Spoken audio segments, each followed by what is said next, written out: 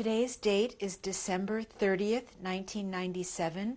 The survivor is Mr. Zalman Schmulewicz, spelled Schmulewicz. The interviewer is Zipporah Glass, spelled Glass. The city, San Francisco, country, USA, and the language will be in English. Today's date is December 30th, 1997. The survivor is Mr. Zalman Schmulewicz, spelled Schmulewicz. My name is Zipporah Glass, spelled Glass. The interview will be conducted in English. The city is San Francisco, USA.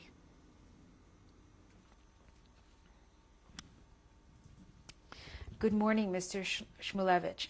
Could you please tell me your name and spell it? My name is Zalman Schmulewicz. I spell it Zalman Schmulewicz. And your birth date, please? September 9, 1920. And where were you born? Lodz, Poland. I spell it Lodz. And do you remember your grandparents and their names? I remember my mother, the name was Machla. That's what I remember. And where was she from? Podembice. I spell it Podebicz.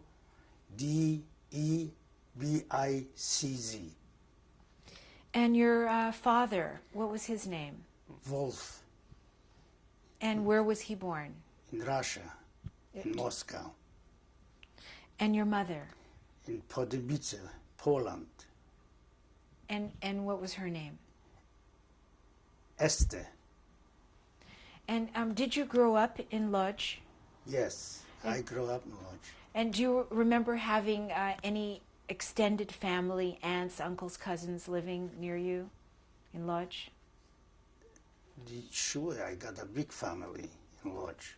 But they all disappeared during the war.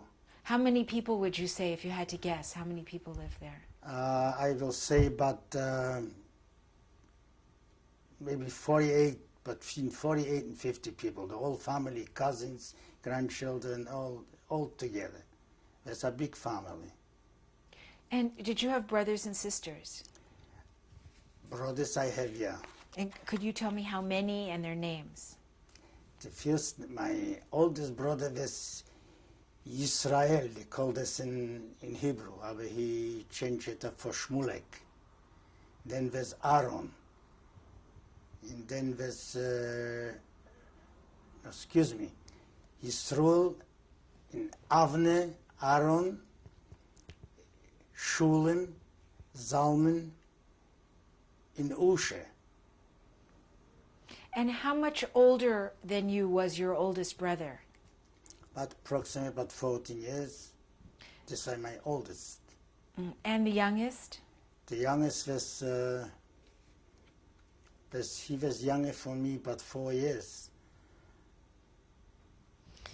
So could you tell me what your father did for a living in Lodz? Yeah, we used to transport. He used to have a auto. He used auto Fiat, Polish Fiat, and he used to have horses. He handled a lot with horses. He made business actually with horses. You know this. And what sort of business did he do with horses? My father's business. Yeah, he was transport merchandise from one city to the other one in Poland. So was he well off, would you say? I wouldn't say we were rich. I say we made a good living. And what kind of a house did you live in? An apartment. And was it within the city, or was it? In the city. In the same place in the city, in the Lutomierska 15. Was your father a religious man? I will say conservative. And how did he observe holidays, or how often did he go to He went always Saturdays in the holidays. he always went to the synagogue. And did you and your brothers go with him? Yeah, we did this always for the family. We did this. We give it up, honor our parents, because they were conservative too. Do you remember the name of the synagogue that you went to? Altstädtische Schule. And usually in the Saturday, my father was in the Altstädtische Schule, but sometimes he was in a small place they called as a chevra. And they went over there, a small synagogue in the city, in the street. So he went over there, schnell, davene Minche. And do you remember the name of the rabbi at the shul that he would go to?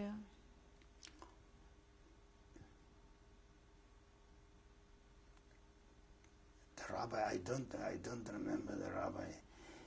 I used to know the names. I think Chilmachel, if I'm not mistaken.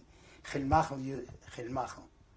He used to have a soda company. Chilmachel, yeah. Is that where you were bar mitzvahed? My bar mitzvah was over there. Do you remember your bar mitzvah? Yeah, sure. I remember my bar mitzvah. Because we said, my brothers always they tickled me, who will pay for the beer? Because I made a neder. You know what a neder means? A neder means I make a donation, a fast beer. And he said, who will pay for the beer? They tickled me.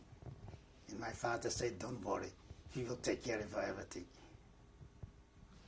What was Shabbat like in your home? Shabbat was very nice. Could you describe? Oh yeah, my mother always lighted candles. She made always a prayer. My mother actually was very religious. My mother was religious, yeah. She knows how to learn nach and everything. Always Saturday, she always Saturday was sitting, that she said to the boys, go out a little spazieren. And she opened the special books. And she read the Sedra and every week used to be another Sedra. She read it. She was actually religious, very religious. My father not so. That's what I'm telling you. He was a conservative, Did you and your brothers have a Jewish education? Yeah. And how did you have that? All of you, not only Jewish educated, all of you. He was very, very educated, especially my oldest one was very, very educated. And how was he educated? Did he have private lessons or did he go to a school? I think I will say, he was educated himself. He was a guy what he educated from himself, this. Because he used to go with people and to learn them from books and everything. And how about you? How did you get your Jewish education? My mother sent me always to the school, what I used to learn in the school. Was that in addition to your normal studies that you had? Yeah. I went to special school to learn special Hebrew, in Yiddish, davening, That's what my mother sent me always. My mother used to come to the Cheder. She bring me the milk and the cacao and everything. Yeah, she was very nice. My mother was very nice. She went in the biggest cold, and she used to bring me the eggs and the cacao and this. Do you think she favored any one of her 7 sons more than another? Yes. Who? My oldest. My other brothers were jealous. Because they're always usually in the home, why you always see? But she was favored. But he was actually, to tell you, he was actually a good child, like I will say. He was very good. Because he used to work, he got, what he made, Oberteil, I don't know how he made shoes. He made shoes, and he made good money, always give to the mat, he bring home to the mat, and so he was his favorite child, because he learned a lot in this, and then he was the favorite child. Did he marry? Yes. And do you remember his wedding?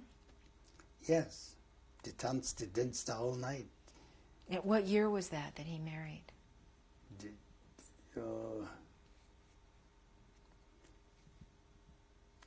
Maybe 1935 or 1934, something like this. Exact, I cannot tell you. I figure 1934. And by the time the war started, were any of your other brothers married with families? Yes, mine Aaron, he married to mine Aaron, yeah. But the other one went away to Brussels, to Belgium. I didn't see the marriage because he has to leave Poland. Okay, we'll talk about that, but I want to first ask you a couple more questions about your home life in your early years. So what school did you go to, for your secular education? You're talking to me? Mm-hmm. A public school. And was that a Polish school? Polish school, yeah. So were you there with both Jews and non-Jews together? Non-Jews together, yeah. And how was that? That's all right. Nothing. She Kahanova, I remember even the teacher Kahanova, and we made together prayers, I still remember the prayer from the school. Could you say it? Yeah. Some say if somebody wished to go out, some kids went out and some not, Could you, if I asked you to say the prayer, could you say it in Polish? Yeah, I can say it. Would you say it? Yeah, let me think a moment to say it. Well, let me think about. I will come to this. I will tell you. Yeah. Did you ever feel any anti-Semitism as a boy growing up in Lodz? I didn't feel. I feel when I used to play soccer in Lodz. Then when a Jewish team win for soccer from a Polish team, they start throwing stone. It's not. I wouldn't say this was anti-Semitism. This was jealousy. You know what I mean? Maccabi used to play in Maccabi and Akoles and Akoa and all teams, And if we win the game, they start throwing stones.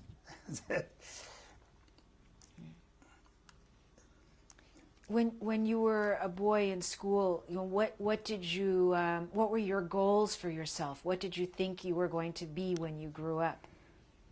I was thinking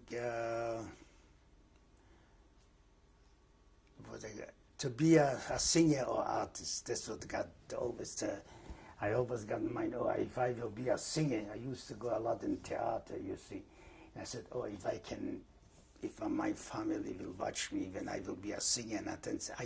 I used to go dancing every Saturday, twice sometimes. In the morning, poranek, in Polish they call this a poranek, So I went twice sometimes. Saturday, Sunday, always this was my days.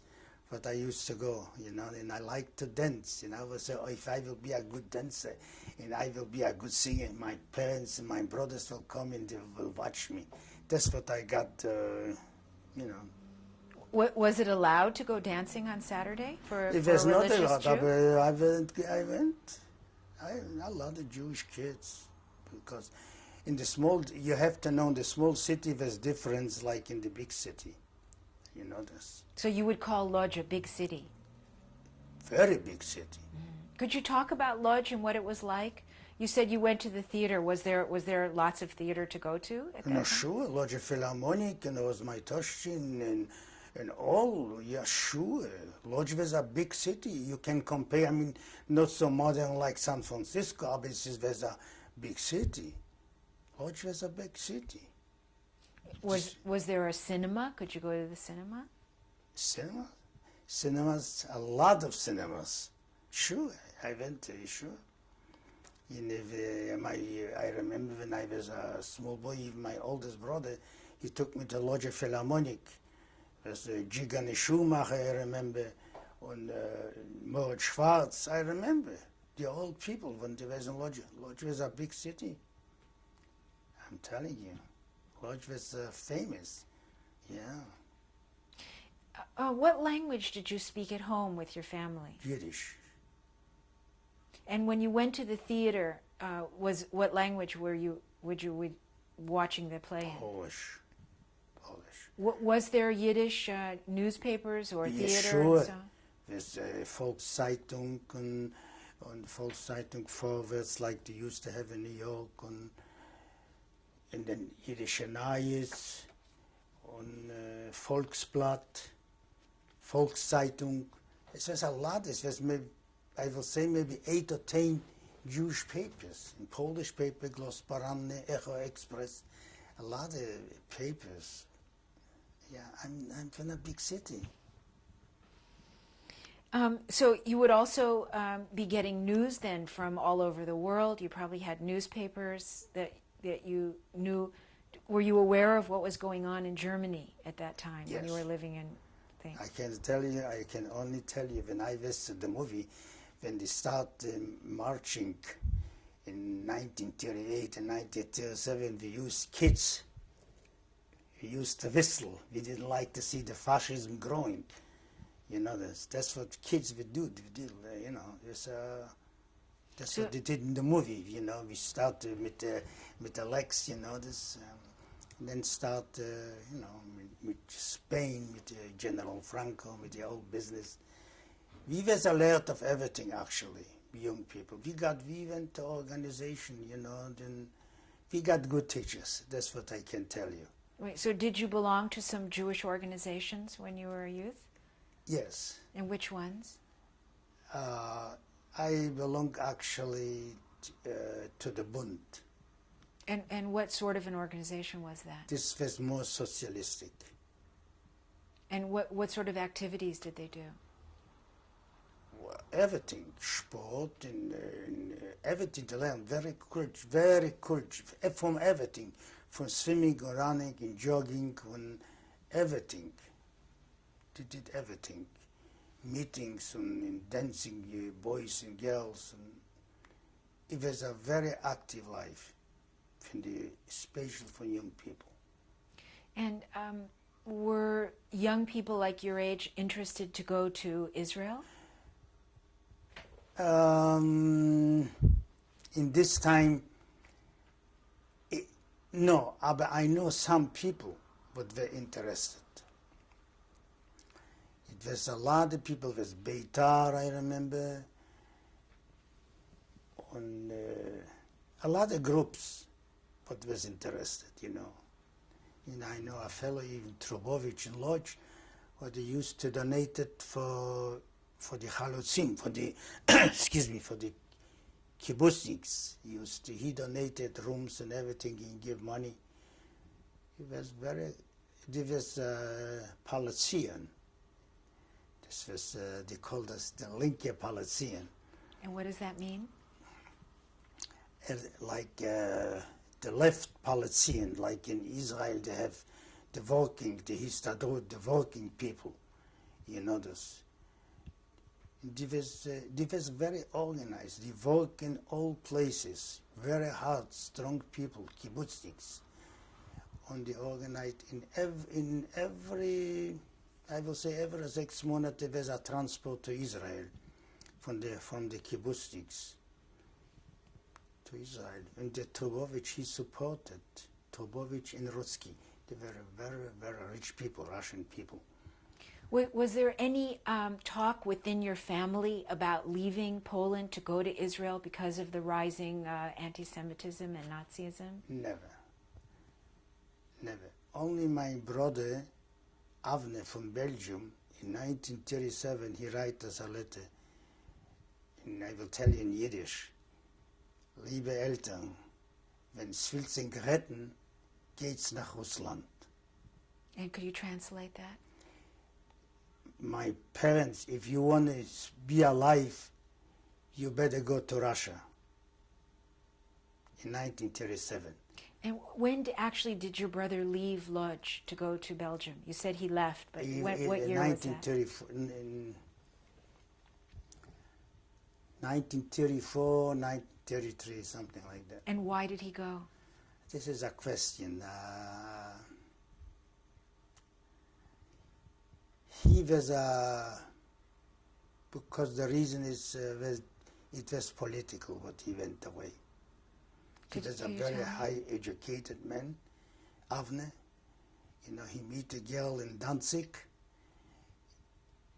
and he sent my father cigars and said, liebe, my parents, I'm living now from Danzig to Belgium because it's too dangerous. The fascists are growing very strong. So he left to Belgium. This was in the theories around. He has to go. He didn't like to go. He didn't go to the army even in Poland.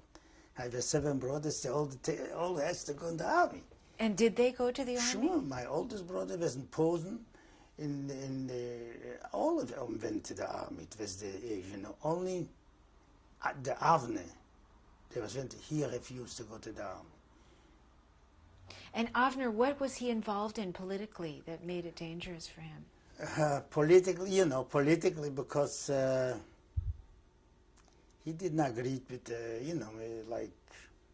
with the government or something, you know. Now, were you of the age to go to the army? I have to register. I have to register in 1939. I have to register to the army because I was this time 18 years. By 18 years, I have to go the first registered. Then after this, they send you after 1.5 years later. Registration, you have to go to stay a commission. You know, a commission, and then they will check you out. But did you go to the army? No, I didn't go because I was too young. Meantime, the war broke out. You know. So were you aware of what happened in Germany on Kristallnacht? Yes. And what was the opinion of your friends, your parents? We read the press, and we saw it in the movies, and we know about Zbonjin. Because my brother gave us my oldest brothers in the Avni give us he always tell about how fascism is growing, you know this, and we should be alert of this. And he always warned my parents too. The only thing was the only way is to run away to Russia. And later he said, when God will give you survive, you can come back to Poland. So did your parents consider to run away to Russia? No, they did not consider. But my brothers said to my parents this way. So did you feel at that time, did you personally feel like you were in danger? In 1939? Yeah. Not so much like, I didn't realize actually it was so situation will come. But slowly, we find out and we hear this. Were you in contact with any refugees that had come from Germany? Were people coming into Lodz from other areas? I used to talk, with refugees. Even Jewish people, they said that, they were very, very, how to say, I make all this discussion, we talked about, they believe it, they will succeed. If Jewish people say this, they will succeed, because they are so strong, they will succeed. That's what I'm telling you, how I talk with people. So, do you remember September 1st, 1939? Yes. Well, tell me what you remember from that day. I remember the first, when they come to, first was Jaloszyce, from Jaloszyce to Lodz. There's a few bombs of Lodz, not too much, and we start running to Warsaw. My old brothers, we start running to Warsaw. And what do you mean by running? Like what transportation? We left Lodz. We didn't like to be because we were scared. We said, we go to Warsaw, we will defend Warsaw. And was this with your parents or without your parents? Without the parents. My parents was. So did you go by train, by boat, by bus? Only walking. Only the 120 kilometers. I was walking. How long did that take? Maybe 2 days. We were walking, maybe not even 2 days, because some people took us on the droshka, on the fours, on the horses, and we went to Warsaw. In Warsaw, we went voluntarily. I was a young guy, and I said, okay, I will fight. It was with what you will fight, horses against tanks. You know, there's no sense to do it. And what did your parents think when all of the brothers left? They were upset. They said, if you understand, help yourself. Whatever you can do it, help yourself. If you all come back from Warsaw later. How long were you in Warsaw? In this time I was maybe 3-4 weeks in Warsaw. And Till everything was quiet. And what did you see there? What did I see? I saw Führer. I saw Hitler. I was staying by him, you know. When you come to the Zamek, to the like the White House, they calling this, you know. He come with the first troops, you know, over there. So you actually saw him? Yeah, I saw him. I was staying in the street, and he was coming, you know. He was in Warsaw. Did he give a speech there? I didn't hear the speech. I saw the people told me, see, this is the bandit.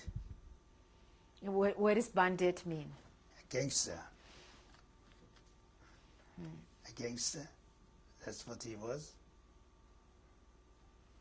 So you were in Warsaw for several weeks. Yeah. And where did you stay when you were there? I was stayed in what they hang the wash, how do you call it? Any kind of house. It was everything that's destroyed, you know this. So there was a fire, and I have the fire. And I got the tonsil. I got a cold, you know this. And the fire was on the building from the bombs. I have to roll down. You know this. I rolled down. I couldn't walk. I don't know why I couldn't walk, but I have to roll down. I was so sick. So then you came back to Lodz. Then I went back to Lodz. Yeah. And then what happened from there? I Okay, we'll end this tape here.